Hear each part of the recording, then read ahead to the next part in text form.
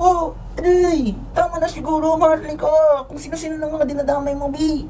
Nakakagigil ka na. Tingnan mo mga DDS, oh. Lagi na lang silang umiiyak dahil naniniwala sila sa'yo lahat. It is lahat.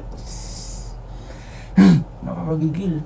I mean, si Marlica, guys, pinapanindigan niya din talaga, no, to the highest level with S levels.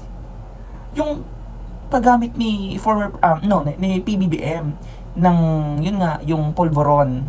Alam niyo na yun, di ba? And then yung sa raw video, ang layo-layo naman talaga.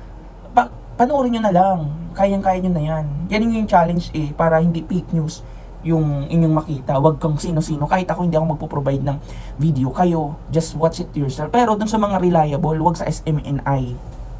Diyos ko, filtered. Ito si Marlica. Unahin muna natin itong interview niya dito sa babaitang to. Junior, di ba? At si Lisa Marcos. Dahil mga kaibigan sila ng iyong ex-partner na si dating Congressman Tony Boy Florendo. Yes. Right? Yeah. So, Pinalabas na. Pinalabas ko ba, Miss Cathy, yung video dito sa LA, napanood mo, di ba? Ano yung unang reaction mo nung nakita mo? Wait lang, mag-adomine muna tayo. Si Marlica. Unang reaction ko. Taga-LA ka pero ganyan itsura mo, no? Hindi yan, ha? Ito kasi okay pa to.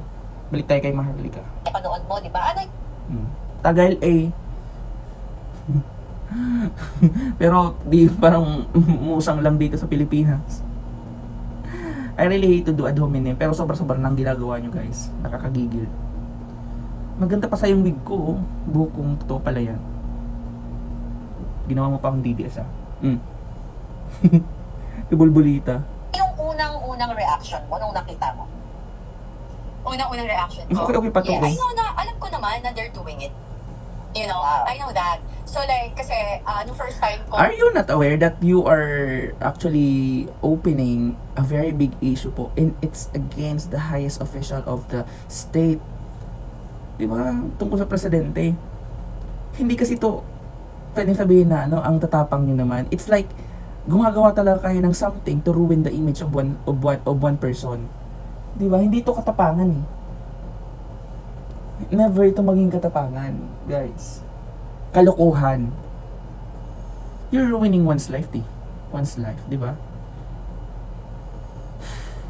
Wala naman kayong kalaban-laban. Ang bait nga sabi nga ni PBB, babayaan na lang mga PBB. Hindi. Ang mga gumagawa ng batas, hindi pwede. Kahit kung ako, hanapin ko talaga si Marlica.